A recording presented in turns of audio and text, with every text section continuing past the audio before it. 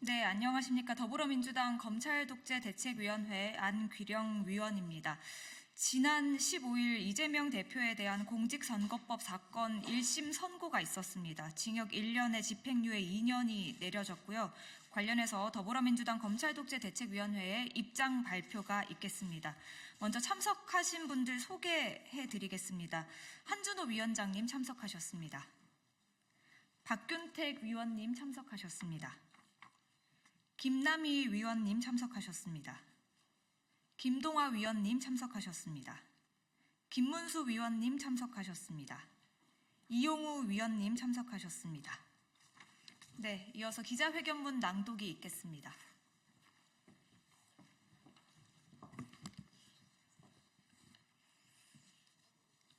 저희 검찰독재대책위원회는 이번 판결에 대해서 검찰이 조작한 거짓과 궤변을 전제로 하지도 않은 말을 판결한 것이다, 이렇게 생각을 하고 있고, 이재명 대표에 대한 무죄를 확신합니다. 준비된 기자회견 진행하겠습니다.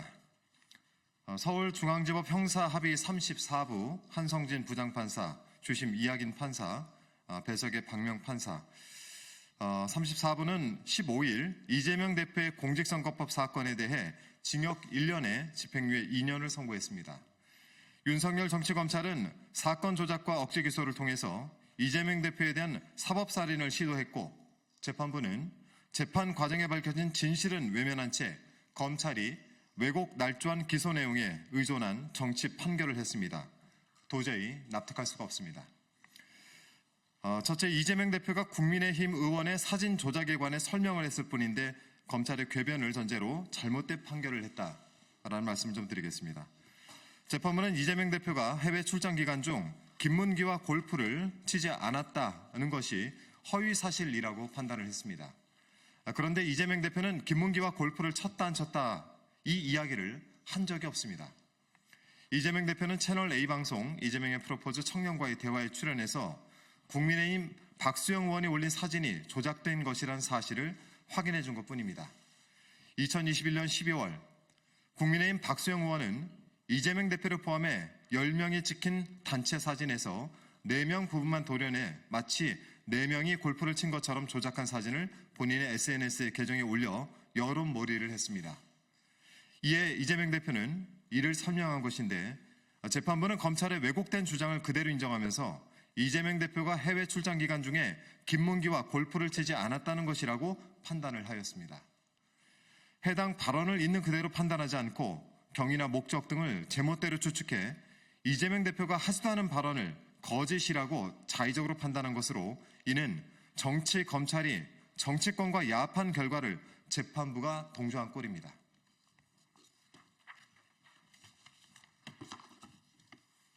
둘째, 백현동 관련해서 이재명 대표가 실제로 하지도 않은 말을 왜곡해 기소한 검찰의 주장을 그대로 인정하여 유죄로 판단하였습니다.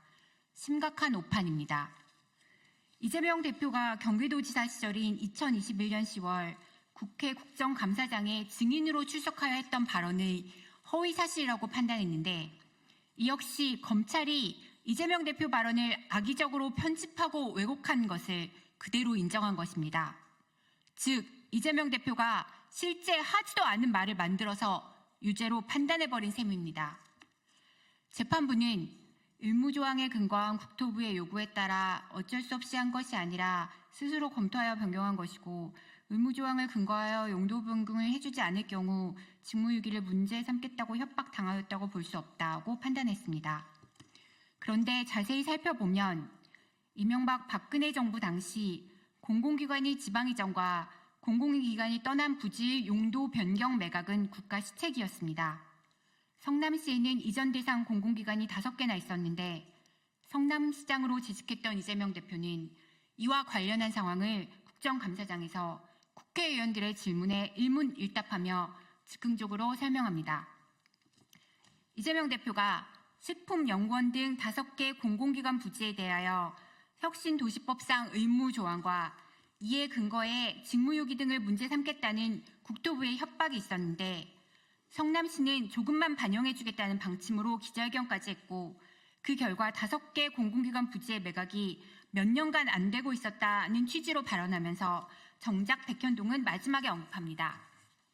나머지 백현 이 부분은 아파트 분양하겠다고 해서 저희가 해주지 않고 버티다가 국토부가 식품연구원에만 별도로 협조 요구 공문을 보냈는데 그것은 법률에 의한 요구여서 어쩔 수 없이 용도 변경해줬다고 말합니다.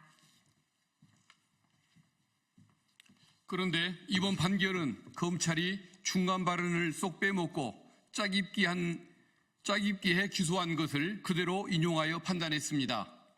이재명 대표가 말한 내용 전체를 대상으로 판단해야 함에도 앞부분에 언급한 의무조항, 맨 마지막에 용도 변경해줬다만 엮어서 의미가 완전히 달라진 발언이 허위라고 우긴 셈입니다. 당시 국정감사 발언 전체를 제대로 읽어보면 쉽게 파악할 수 있는 부분입니다. 해당 회의록을 검찰 독재대책위원회 유튜브 채널에 올려놓았으니 직접 눈으로 확인해 보시기 바랍니다.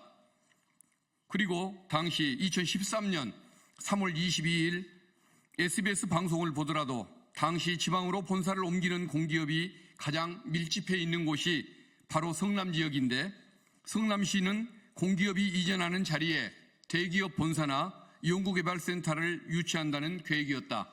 하지만 당시 박근혜 정부는 성남시의 이런 입장을 크게 고려하지 않는다고 보도한 바 있습니다. 당시 분위기와 함께 되려 브로커가 개입할 것을 우려했던 상황도 엿볼 수 있습니다.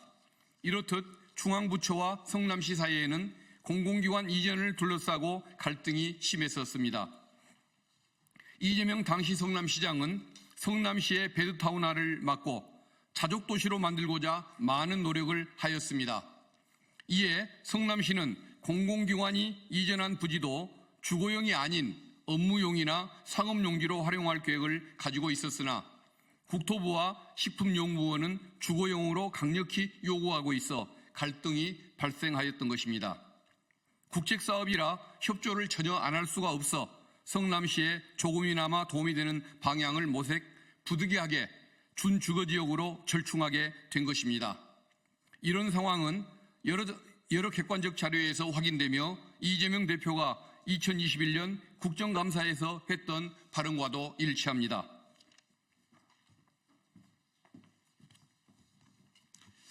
셋째, 당시 정부가 성남시를 압박한 것은 명백한 사실이고 주관적 판단은 공직선거법으로 처벌할 수 없습니다. 이재명 대표의 협박을 해서라는 말은 국토부가 성남시를 압박했던 그 당시의 분위기를 표현한 것입니다. 국토교통부가 협조 요청 공문을 수차례 보냈었고 백현동 식품연구원 부지를 특정해 보낸 공문도 3회나 있었습니다. 대통령 주재회의, 청와대 비서관 주재회의에서의 용도 변경 요구, 안행부의 이행실적 점검, 국책사업에 협조하지 않으면 직무유기로 문책한다는 국무총리 지시하달, 도시계획 공무원 소환회의, TF 구성, 감사원의 매각 지연에 대한 감사 실시 등이 있던 상황에서 일개 기초지자체인 성남시가 압박을 느꼈을 것은 당연합니다. 그런데도 이번 판결은 검찰의 입맛에 맞는 일부 내용만을 가지고 협박을 당하였다고 볼 수 없다라고 판단했습니다. 더 심각한 것은 이재명 대표에게 유리한 법리적 판단은 아예 생략해버렸다는 점입니다. 공직선거법 처벌 대상은 후보자의 행위여야 하는데 협박을 해서든 협박을 당해서든 이는 후보자의 행위가 아닙니다. 검찰이 국토부가 협박했다로 기소했다가 협박당했다는 수동태로 공소장을 변경했지만 그런다고 국토부의 행위가 이재명 대표의 행위로 되는 것은 아닙니다. 그런데도 재판부는 이 부분에 대해 판단하지 않았습니다. 국토부는 후보자가 아닌 제3자라 국토교통부가 협박을 했다는 것은 공직선거법 구성요건에 해당하지 않고 협박을 당했다는 것 역시 후보자의 행위가 아니라 구성요건이 되지 않습니다. 용도 변경의 이유를 따진 것이라면 행위의 동기는 주관적인 판단의 영역이라 후보자의 자질에 관한 공직선거법 영역이 아닙니다.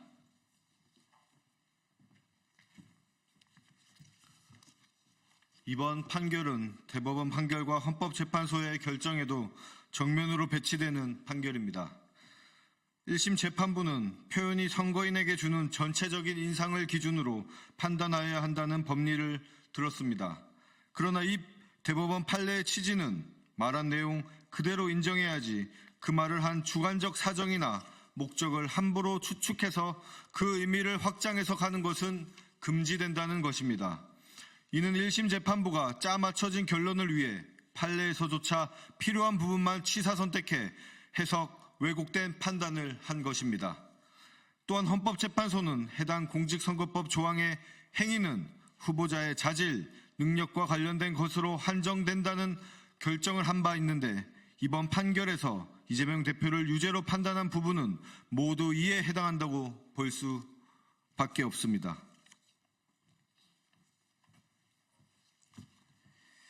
다섯째, 이재명 죽이기 정치 판결입니다. 불의가 법이 되면 저항이 의무가 됩니다. 끝까지 함께 싸웁시다. 재판부는 3년 전 대선 과정에서 했던 말 한두 마디를 비틀고 증언을 취사 선택하여 판결함으로써 윤석열 정권을 견제할 유일한 대안인 제1야당 대표의 정치 생명에 심대한 타격을 주었습니다. 이번 판결은 정치검찰이 조작한 기소 내용을 근거로 삼았기 때문에 전제부터 잘못된 판단이고 인식의 영역을 처벌할 수 있음을 보여줌으로써 표현의 자유를 심각하게 위축시킬 판단입니다. 이는 윤석열, 김건희 국정농단으로 인한 정권의 위기 상황을 오직 이재명이라는 정적 제거와 제1야당인 민주당 탄압을 위해 모면해 보려는 치졸한 공작에 야합한 정치 판결인 것입니다. 이제 첫 번째 재판의 1심이 끝났을 뿐입니다. 오는 25일 두 번째 재판의 1심 선고가 있고 아직 재판이 시작되지 않은 사건도 있습니다. 남은 재판에서 사법부의 현명한 결정을 기대합니다. 역사는 거대하고 도도하게 흐릅니다.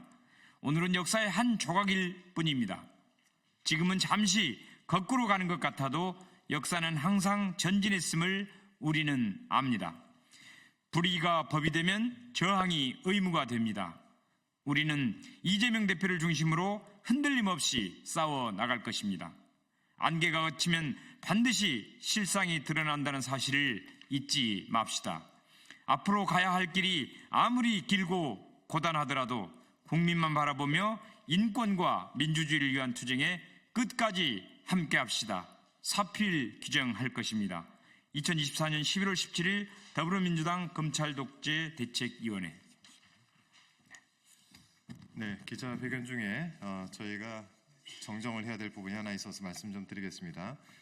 저희가 네 번째 저희 입장을 발표하면서 헌법재판소는 해당 공직선거법 조항의 행위는 후보자의 자질, 능력과 관련된 것으로 한정된다고 결정한 바 있는데 이번 판결에서 이재명 대표를 유죄로 판단한 부분은 모두 이에 해당한다고 볼 수 없습니다.로 정정을 하겠습니다. 이상입니다. 고맙습니다.